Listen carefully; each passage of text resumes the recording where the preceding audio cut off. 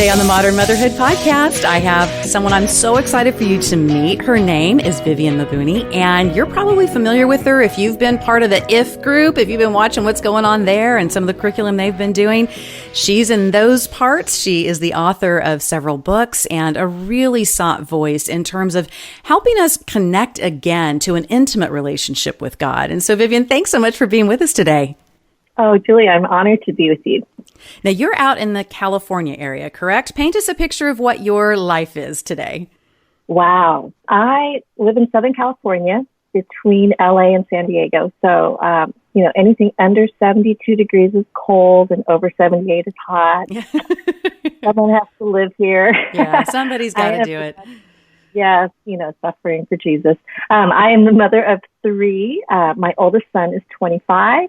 My next son is 22, and my daughter is 17. And I've been married for 27 years, and we have been on staff with Cru, Campus Crusade for Christ, for 30 years doing ministry, and now focused on speaking and writing primarily. And I'm excited to be able to share with you more.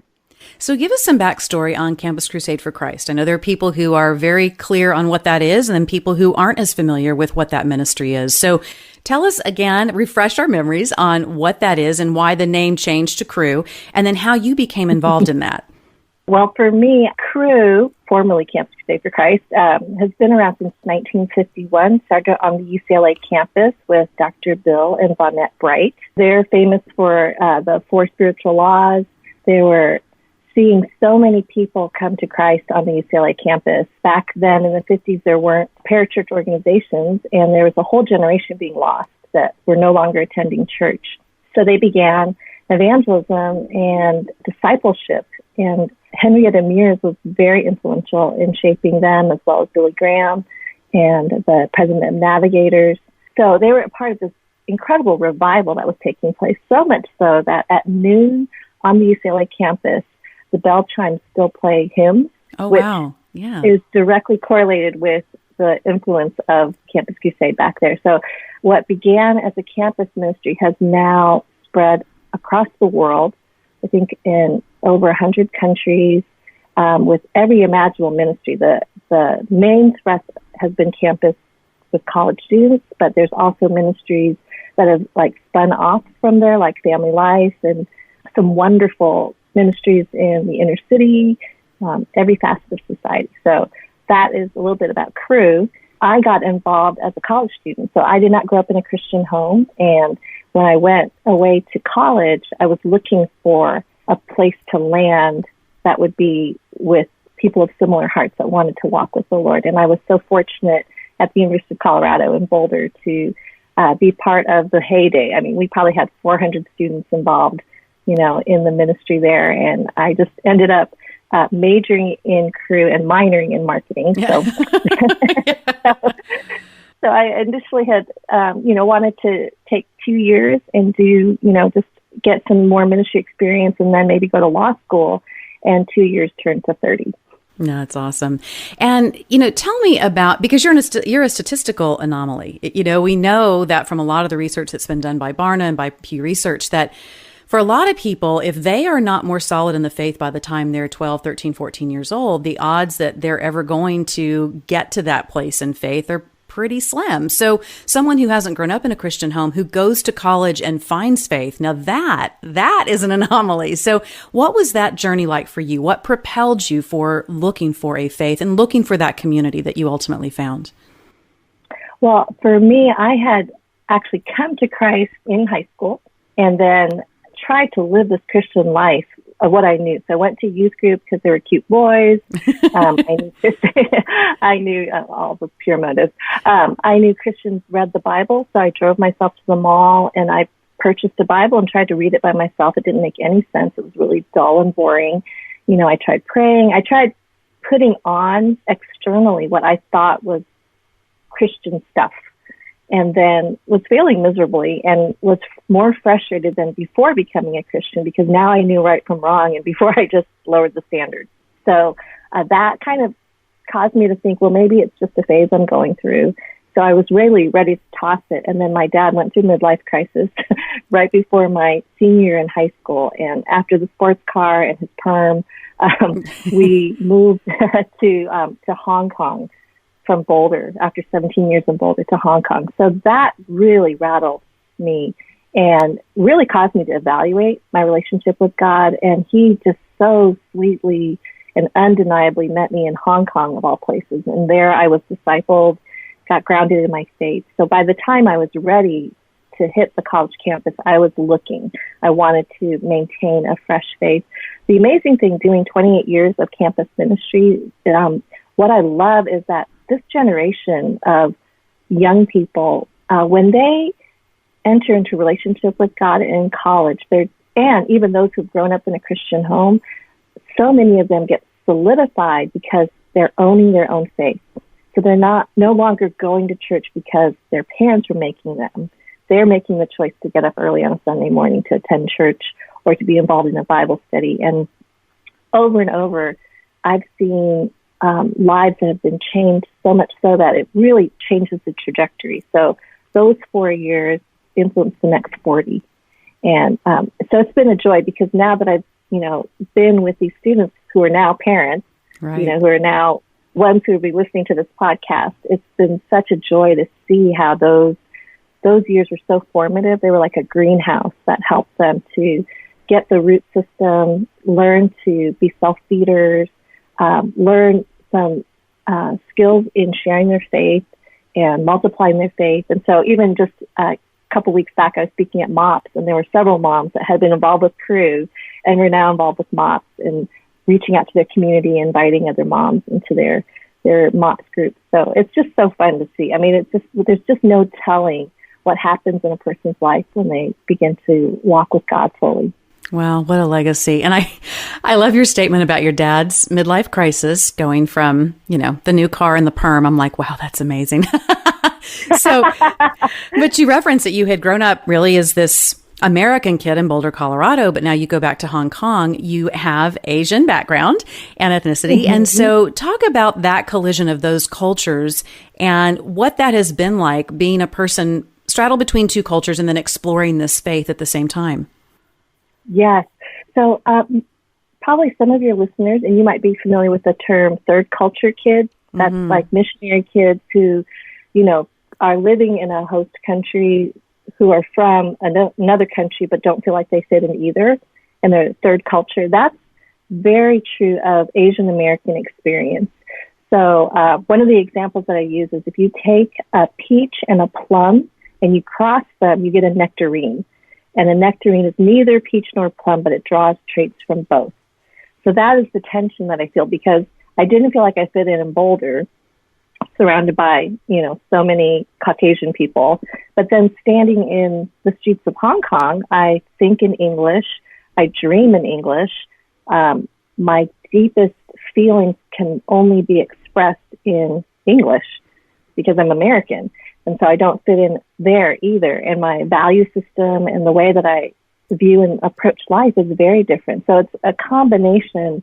And that tension really has been part of my journey. I think I grew up for a long time really wanting to fit in. So I was a cheerleader and I did ASB and I did all the things I knew to be American, even though I was American and am American. But there was also the knowing that I would probably never land the lead role in the school play because of how I looked. And so there was just this constant tension, and learning to really embrace and live in tension, Eastern and Western values. Right. And I think it's going to be interesting moving forward because we've had such a generation of international adoption at this point. One of my best friends has a mm-hmm. son who was born in Ethiopia, and he's now 11. And it's very interesting starting to try to walk out what that's going to really mean for him, because he was 3 mm-hmm. when he left Ethiopia and he was adopted by a white family, and he doesn't necessarily identify because he doesn't really have memory of Africa. At the same time, he's been, it's going to be really fascinating watching a very large generation now who's going to be navigating the waters that you've navigated. And I think your voice is going to be very important in the midst of that as people do sort through this third culture kid experience. So I'm glad that you're there as a voice. Well, thank you. And, it's interesting because my husband is half Japanese, a quarter Portuguese, and a quarter Hawaiian. grew up in Hawaii where Asian is majority. Right. So all the newscasters are Asian, politicians are Asian, all of the ads have Asian faces, and very different than mainland U.S. And so my kids are now this blend and mixed, and their journeys have been really fascinating to watch as well. I think there's a whole generation now of people who are mixed race, and that creates its own tensions. And so my son talks about feeling like, he's in the middle of a river and, can't really land on the land, both on either side of his identity, but learning to feel comfortable in the river in the middle.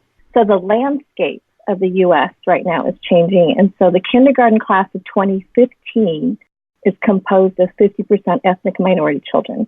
So it's not due to immigration, it's just based on birth and birth rate. So by 2042, the minority population will surpass 50%. So this is our future. Right. And I think we're really, in a time right now where, for me growing up, there was zero Disney princesses, zero dolls on the shelf, zero representation of any kind. And so to have watched the Joy Luck Club and then waited 25 years for Crazy Rich Asians, that's a long time.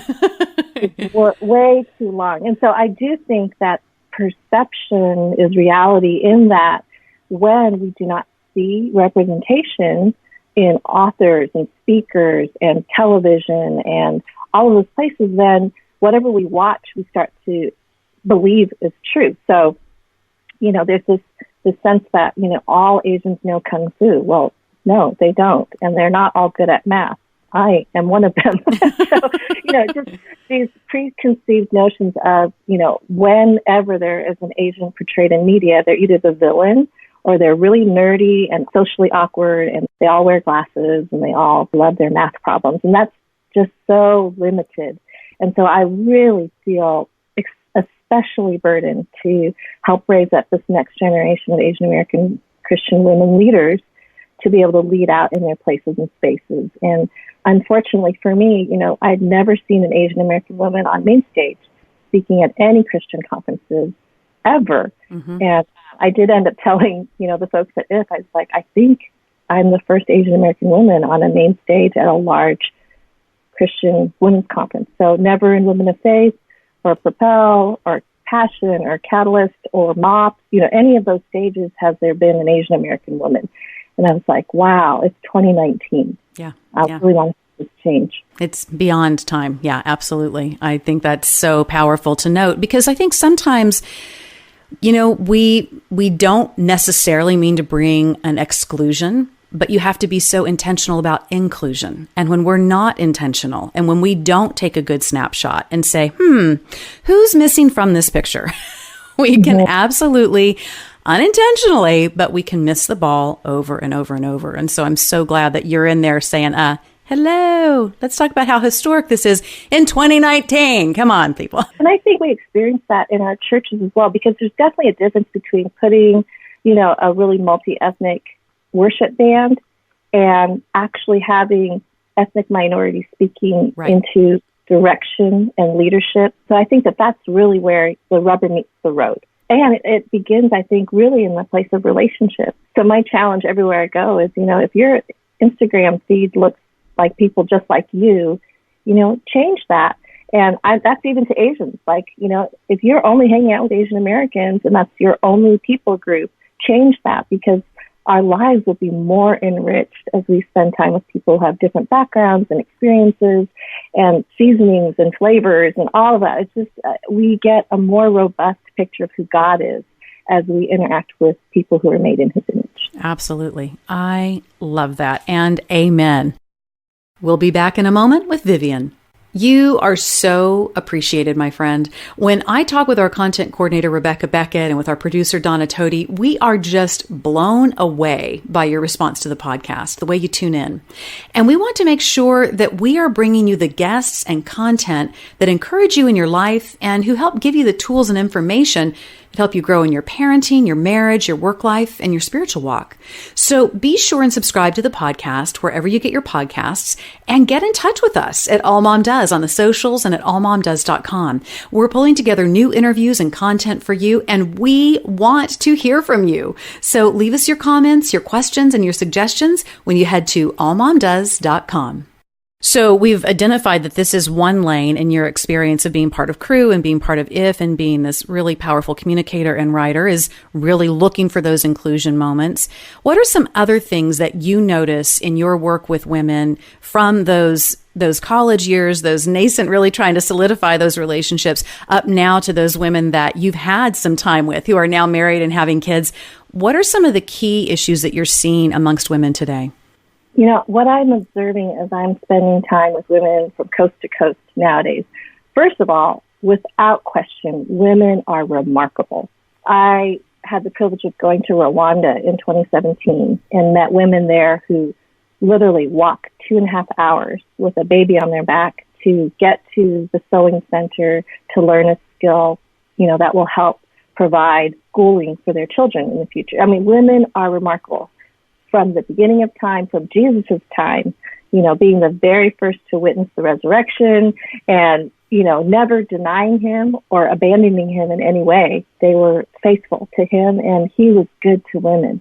I think culturally at the time, women did not have any rights. They were considered property. They were not allowed to give testimony in a court of law, and Jesus completely flipped the script.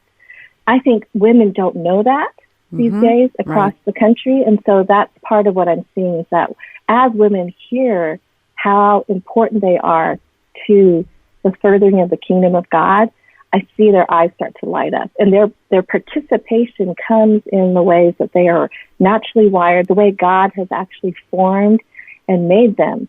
There's just no cookie cutter way. And so there's something really beautiful about seeing women released to create in their places and spaces with the mediums of who they are, whether they're computer programmers, preschool teachers. The range is just unlimited because God is unlimited. The other thing that I'm seeing is that more and more women are working either full-time or part-time, and moms in particular. So that's a real shift. I think, the days of stay-at-home mom are changing. I think that's a real cultural shift that we as the church need to be very aware of, so that when we put a women's event on a Tuesday at 10 a.m., that's going to take out a lot of women. And I think in the same way with the representation issue with ethnic minorities, I think we also need to have voices of single moms, divorced women. I mean, I just think that we are not cookie cutter. And so I think that there's just more and more renditions of what it looks like to be a woman, a Christian woman, a Christian mom these days. It's just a lot more complex than what I think we assume. Absolutely. And, I'm seeing it in my home church where I serve on staff. We still have daytime women's programming. What's been very interesting to me is over the course of the last 10 years, I would say the majority of the women in that daytime programming do work. Now, I live in Austin, and there's a lot of embracing of the remote work life and the work from home life. So I think that they are able to have that freedom.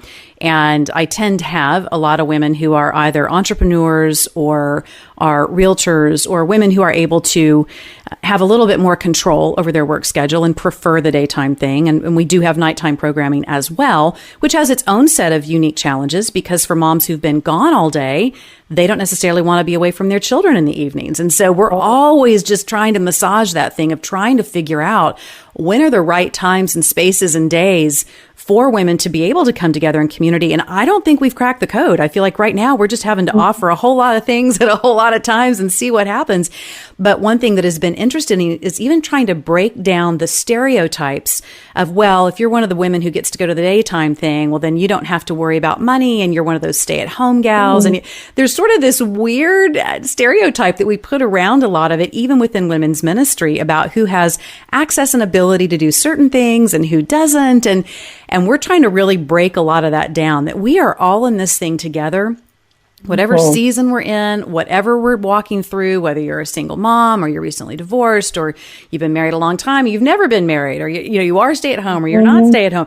All of those things, we're working very valiantly and hopefully making some ground in helping women feel unified, regardless of these different optics that surround their lives. Because I think that's the place where real unity and momentum can be found. The more we continue to sort of designate differences, I think it hamstrings us a little bit. Do you see that? Oh, 100%. And I think that really we begin, well, what I've observed is that when we only stay with people who are like us, we just start to think that that's just the truth. Right. And so there's this othering of people, which is so unfortunate because there's just a story behind every story. So I think that it begins with leadership again. You're a perfect example, Julie, of being able to look at the group of women God has entrusted, and we are coming from so many different places. How do we even bridge generational gaps? Right. How do we bring people together? What are some of the creative ways that once women do connect, it can be really incredible. And I think we have the ability on one hand to be the worst because we can be backstabbing gossip.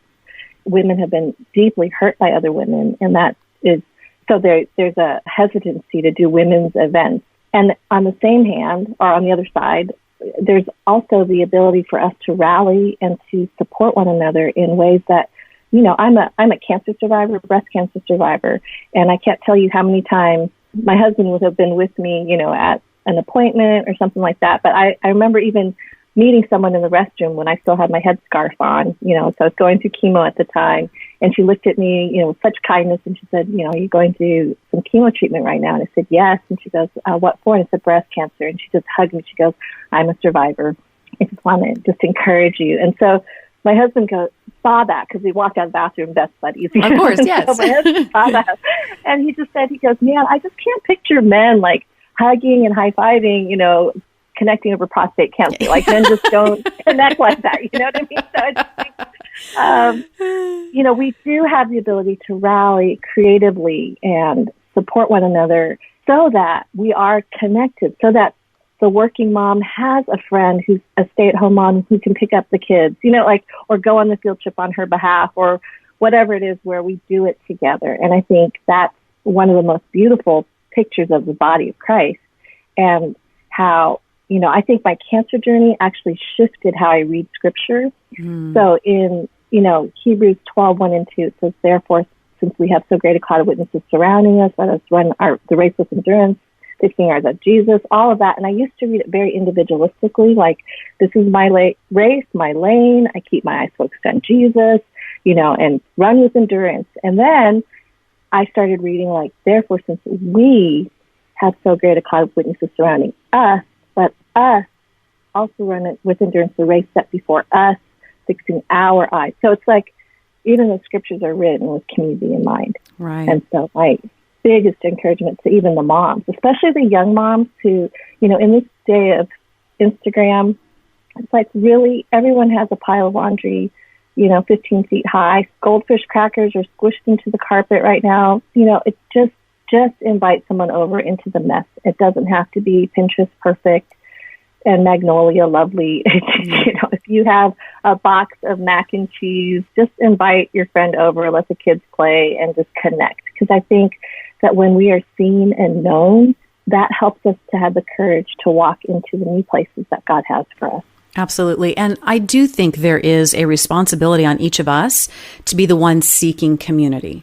I have found that it's very interesting, the responsibility that we put on events like IF or on the local church, that they're somehow going to provide community and deliver it to me.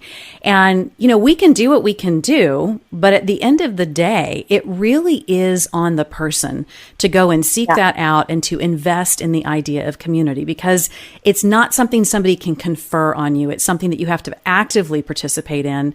And I think that's one of the challenges that we have in the church today is we've done a lot of serving people and trying to bring people in, which is a great, beautiful thing. But I don't know that we've always equipped very well the idea of, and now take what is available here, but you've got to build your own community around it. That's true. And we do have a very consumer mentality, I think. So we do a lot of church shopping because we want to be entertained, and it's very me-centered. Right. And I do think that switches what you're talking about, where there's ownership personally to be about community, but also the sense of being able to serve out of our gifting. Right. There's something that I think overtakes us with a good kind of tired when we are functioning in our strengths and we are contributing. So, my friend who is the most amazing baker bakes cookies as unto God. And it's pure joy for her to see people enjoying the work of her hands. Right. In the same way that my artist friend can paint something and it blesses the people that are participating. But when we have that all play mentality, which we're kind of circling back to, right. I think it changes everything. So it's not, consumer focused, like how does this benefit me? What do I get out of it? Is this worth my time, my money, my, and instead looking at, this is us, and, we are better together. So let's do this. And how can I contribute too? Right. Jeff Bethke, he and I recently spoke at a conference together, the Intentional Family Conference in Portland, and he has a really great teaching that he does on embracing afresh the idea that family is a team, and that, yes, it's comprised of individuals with individual gifts, but it's not individual play. Exactly the point you're speaking. And, this idea that if we can embrace again the idea of family is team play, and then that extends out to faith family, how much brighter and better things get. Well, I'm so excited about your new book that is coming out, Open Hands, Willing Heart, and that's going to be out with Vivian Mabuni very soon. And the subtitle I find so compelling, and those chapters in there, Discover the Joy of Saying Yes to God. So break down for us functionally, what does it mean to say yes to God? Because we're also in an era where we're being taught about, hey, there are things you got to say no to, and you've got to have appropriate boundaries, and we've got limited time. And so this is sort of a countercultural message a little bit in the face of some of those things. So what does it mean to you functionally to say yes to God? Again, I don't think there's a one size fits all, which is why I think the title, Open Hands, Willing Heart, is such a key component, so that it's not just this blanket yes to everything, but it's a posture of our heart where the beginning point is really opening our hands so that God can take or give as he sees fit. The posture of willing means, God, if you say go, I'll go. If you say stay, I'll stay. And I think that then kind of gives the structure by which we say yes to God. I think that in our surrender, I think we're then able to be directed more specifically, that we can hear from God. What I found in my own life is that, in Hong Kong, I surrendered my whole life to God. When I had first come to Christ, it was like I was giving him certain parts of my life. Like, I'll trust you with the guy, the boyfriend, the crush. I'll trust you with this horrible class that I'm taking and my grades, but there was a completely different experience that took place when I surrendered my whole life. Like, God, I will hold nothing back. And I think when we do that, the Spirit of God is able to work and empower us to live out the Christian life. It doesn't have to be us trying to manufacture or gut out, what do I do? There's actually it's more of a biking in tandem, like those tandem bikes where right. the Holy Spirit is the engine and I'm kind of like going for the ride. And so I think that's where we are then able to discern. So, on an absolutely practical level, I think nothing that God says would ever contradict his word. I do think that we are here for a short amount of time for the glory of God, for the good of others, that we have good works prepared beforehand by God that we should walk in. And our part is to discover who we are and who God is and how who we are fits into his greater plan. And I think that really we need to be surrounded by people who know us and who can say, hey, Viv, you are burning the candle at both ends right now, and it's not helping anybody because you're just stressed out all the time. God is not worried. He's not tired. He's not late. And in his presence, there's peace. And so I think that there are a lot of factors that kind of help us to stay engaged. And saying yes to God, I believe, also includes healthy rest and being able to Sabbath, which means to cease to work, like to celebrate and to cease, knowing that God is in control and it's not all up to us. And so there's some really beautiful parts of saying yes that seem unproductive maybe to our North American, Western, go, go, go busyness kind of mentality. But I think there's actually a deep exhale of realigning to who God is and how he actually loves us and is completely in control and knows everything and is all of those things.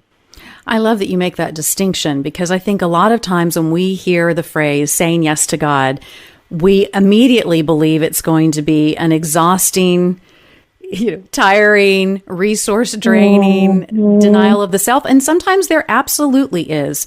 Take up your cross and follow him. Absolutely, there are times it is deny yourself. But he also built in these rhythms to life and these ways that we're to live life that sometimes saying yes to that is one of the most profound things that we can do to lay down the workaholism and the striving and all of that stuff that we can feel like we're doing for God. Last year, 2018, one of the things that I had to write down to myself being in ministry, and I've continued to write it to myself several times, is God is not the job. And I think for those of us who have gotten in that place or we've gotten off track, that statement resonates. If that doesn't resonate with you, that's fine. But some of us, we got a God workaholism thing going on. And so the willingness and obedience to say yes to him for those rhythms that he built in can be very powerful. And I believe in a beautiful way, you've helped distinguish the difference between those in that yes to him. Now, help us understand, you've talked about this a little bit, and knowing that it's not going to contradict his word. But I've had times, you may have had them, and I've certainly had friends who have had them, that they really thought they heard something from God. They said yes, they made the big move, or they took the new job, or they married that guy, or whatever it was. And Vivian, at the end of the day, it was bad tacos. It was not God. So how do we know, or how can we at least begin the process of listening well?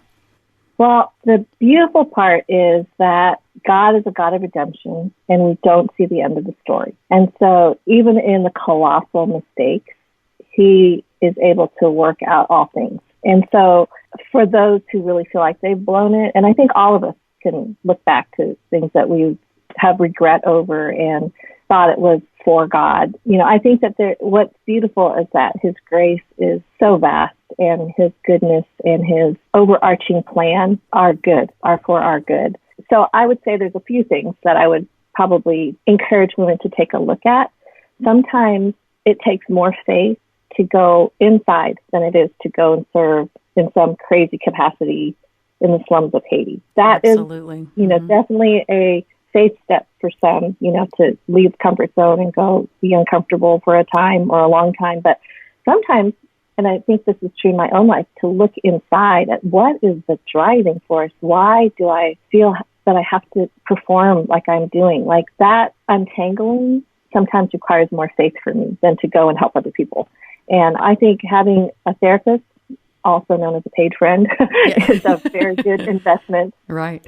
Just to be able to uncover some of the motivations behind that. I think God's Spirit is faithful. And so that's where I would again say, if we are consistently investing time into the scriptures, so it's not like oh no, SOS emergency, flip through the Bible that I don't even know and try to find a verse that tries, fits my situation. If we're consistently taking in the scriptures, definitely I think his Spirit working in our circumstances to help us to see God for who he is and to trust him in that.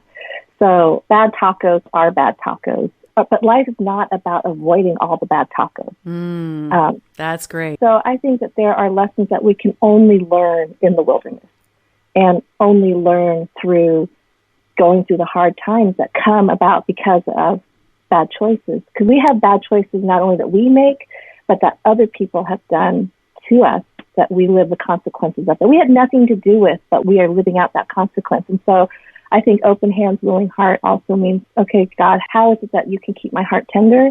How is it that I can keep moving towards others and trusting you and trusting others in the midst of being hurt? How can I learn to walk with my head held higher because I belong to you, even though I made such a colossal mistake in the past? Whatever that means, I think that my encouragement is to stay in it because we just don't see what's around the bend. Time and time again, I've seen that probably the things that have been the hardest in my life are actually the best bridges to be a safe person in the life of someone else who's also walking through equally challenging circumstances. Right. That's fantastic. It's not about always trying to avoid the bad tacos. Yeah, we'd never try. We'd never try. Vivian, thank you so much for being with us today. I've loved spending time with you. Thanks, Julie. Vivian hangs out at Instagram quite a bit. You can find her there at Viv Mabuni. And have you seen our show notes? Be sure and check them out at allmomdoes.com. And while you're there, checking out the show notes, look around a bit. It's an awesome community of support, great ideas and tips, and all kinds of inspiration for the life you live. I'd love to see you over at Instagram and on Facebook too. You'll find me at Julie Lyles Carr. Come and tell me hi. And send a big thanks to Donna Todi, our producer, and to Rebecca Beckett, our content coordinator, by subscribing to the podcast and leaving us a big shiny rating and review. And we might just feature your review on an upcoming episode. I'll see you next time on the Modern Motherhood Podcast.